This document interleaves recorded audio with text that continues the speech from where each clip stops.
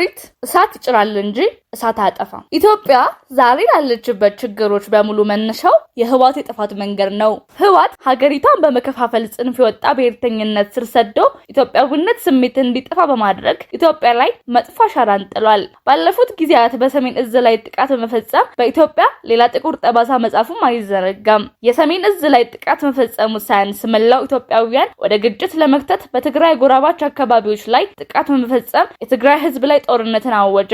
ህወሓት የጀመረው ጦርነት ኢትዮጵያንም አቅስሎ ትግራይን አራቆተ። በመጨረሻም ህወሓት የትግራይን ወጣቶች አስጨረሰ፣ እናቶችን አስለቀሰ። ጦርነቱን በሀገር መከላከያ ሰራዊታችን አይቀጡ ቅጣት እንዲሁም በመላው ኢትዮጵያውያን አንድነትና ርብርብ ተሸንፈው የሞቱት ሞተው የቀሩት ወደ ተነሱበት ተመልሰው ተቀመጡ። የነበራቸው ትዕቢትም ተነፈሰ። በስልጣን ዘመናቸው የሰበሰቡት ሀብት አልቆ ከኢትዮጵያውያን ላይ አረፉ። መንግስት ለትግራይ ህዝብ ሰላም ለማስፈን በሰራው ጠንካራ ስራም ትግራይ የሰላም አየር መተንፈስ ጀመረች። ህወሓት ከአብራኳ ካፈራቻቸው ልጆች በተጨማሪ በፈለገቻቸው ጊዜ ሁሉ አቤት የሚሏትን የእንጀራ ልጆችን አፍርታለች። ልደቱ አያሌው አንዱ የህወሓት የእንጀራ ልጅ ነው። በወላጅ አባቱ ህወሓት መንኮታኮት የሱን ያክል የተቆጨ የለም። በጦርነቱም ሰዓት ለህወሓት አግዞ ማድረግ የሚችለውን ሁሉ አድርጓል። ህወሓት የአማራና የአፋር ክልል ውስጥ በመግባት ያደረሰውን ግፍ በሙሉ ሲደግፍና ትክክል መሆኑን ሲያበስርላቸውም ነበር። በአማራና በአፋር ህዝብ ላይ የደረሰውን ግፍ ትንፍሽ ሳይል ለወያኔ ጠበቃ ሆኖ ሽንጡን ገትሮ በሚዲያ እየወጣ ታገለ፣ ጥብቅና ቆመላቸው። ነገር ግን ትግሉ ህወሓትን ከሞት መታደግ አልቻለም። አሁን ህወሓት ዳግም ከሞት እንድትነሳ የእንጀራ ልጇ እየወተወተ ነው። ልደቱ ሞቶ የተቀበረውን ህወሓት እንደ አላዛር ነፍስ ካልዘራሁበት እያለ ነው። ከህወሓት ጋር ያለው ፍቅር ዘመን ተሻጋሪ መሆኑን በተደጋጋሚ ያሳይቶናል። ህወሓትን የሚወደው ያህል ህወሓት ራሷን አትወድም። ልደቱ ለህወሓት ያልሆነው አንድ ነገር ብቻ ነው፣ ሄዶ አልተዋጋ። እሱ ብቻ ነው የቀረው። ያንን ለማካካት ዛሬ ሬሳውን እየቀሰቀሰ ነው። ልደቱ ህወሓት ስልጣነ መንበር ላይ ያለ ቆንጆ አገልጋያቸው ነበር። በተለይ በምርጫ 97 አዲስ አበባ ህዝብ ላይ ያ ሁሉ ክህደት እንዲፈጸም እንዲሁም የተለያዩ ፓርቲዎች በማፈራረስና ደብዛቸው እንዲጠፋ ያደረገው ልደቱ ነው። ከዚህ ድርጊቱ ሳይማር ዛሬም እንጀራ እናቱን የሆነውን ህወሓት ከሞት ለማስነሳት ጥሪ አድርጓል። ሬሳ ቀስቃሽ መሆኑ ነው። እንግዲህ ህወሓት ቅዱስ ነው ብሎ መጥቷል። የኢትዮጵያውያን ደም እንኳን አልሰቀጠጠውም። ይህንን በድፍረት ለመናገር በእርግጥ ይህንን ድርጊቱ አዲስ ባይሆንም ዛሬ ግን ያለምንም እፍረት በአደባባይ የህወሓት አበቃነቱን አስመስክሯል። በተለይ የትግራዩን ጦርነት ህወሓት የህልውና ትግል ነው ያደረገው በማለት ኢትዮጵያውያን ላይ ተሳልቋል።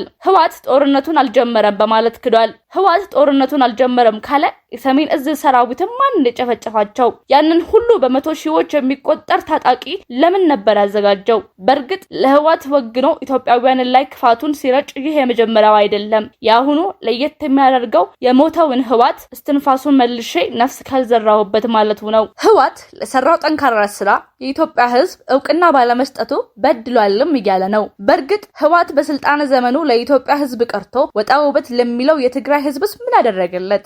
ኢኮኖሚውን በጥቂት ሰዎች ተቆጣጥሮ የትግራይ ህዝብ ኑሮውን በሴፍቲነት እንዲገፋ አደረገው። ልደቱ ይሄንን ዘንግቶት ይሆን? እንደ ምሳሌም የህዳሴ ግድብ ተጠቅሷል። የትኛው ግድብ በ5 ዓመት ያልቃል ተብሎ 0% ላይ የነበረው ከሆነ የኢትዮጵያ ህዝብ የሰበሰበውን ገንዘብ ያልጠየቀው ህዝብ መሐሪ ስለሆነ ነው። በአባይ ግድብ ህወሓት መሰቀል ይገባው ነበር። ደግነቱ ለውጡ አባይን ታድጎናል። በግድቡ ምክንያት የበዘበዙትን ማንሳት ከፈለገ እንጂ የሰሩት አይታይም። ሀገሪቷ አሁን ላለችበት ቀውስ ህወሓት ምክንያት መሆኑን በገደምዳሜ አምኖ በትግራይ የተደረገውን የ2 ዓመት ጦርነት ህወሓትን ነፃ ያደረገበት መንገድ ለማንም አይገባም። ልደቱ ህወሓት አስተምሮ ያሳደገው ትውልድ ከስልጣን አባረው ውለታውን ካዱ ብሎ የለውጡ ጊዜ ይተቻል። የትኛው ነው የወያኔ ትውልድ? ይህ ኢትዮጵያዊነትን ረስቶ ጽንፍ በወጣ ብሔርተኝነት ተደራጅቶ ኢትዮጵያን የሚያቆስላትን ነው። የወያኔ አባዜ ያልተናወጠውማ ኢትዮጵያን ብሎ ቆሟል። ዛሬ እየፈለገ ከጓዳ ተመልሶ ሰፊዋን ኢትዮጵያ የረሳውማ አዎ ልክ ነህ፣ የወያኔ ፍሬ ናቸው። ህወሓት መውደቅ አይገባውም ብሎ የሚከራከረው ልደቱ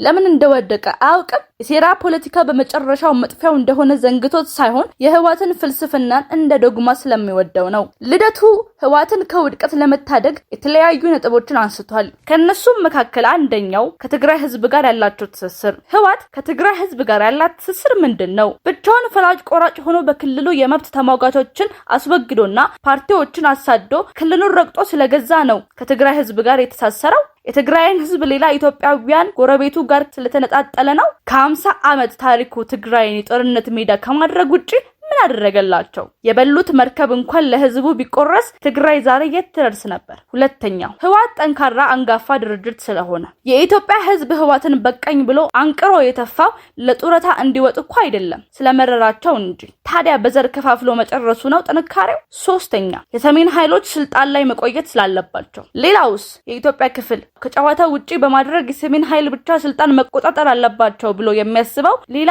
ብሔረሰብ አይገባው? በተጨማሪም ህወሓት ራሷን ገምግማ ትመለስ በማለት ይከራከራል። አንደኛ ህወሓት መልሶ ለማገገም የሀገሪቱ ቀውስና የህወሓት ድርሻ ምን ነበር የሚለው ላይ መገምገም አለባቸው ብሏል። በሀገሪቷ የፈለግነው ቀውስ ተሳክቶልናል ነው ወይስ ገና በደንብ ማቃወስ አለብን የሚለው ላይ ነው እንዲወያዩ የፈለገው። ከዚህ ውጪ ህወሓት አሁን ስለ ሀገር ለማውራት ሞራል የለውም። ስለ ሀገር ቀርቶ ስለ ትግራይም ያገባናል ብሎ ደፍሮ የመናገር አቅሙም የለውም። ሀገርን ለዚህ ሁሉ ነገር ካደረገ በኋላ ምን ቀርቶ ነው የሚወያዩት?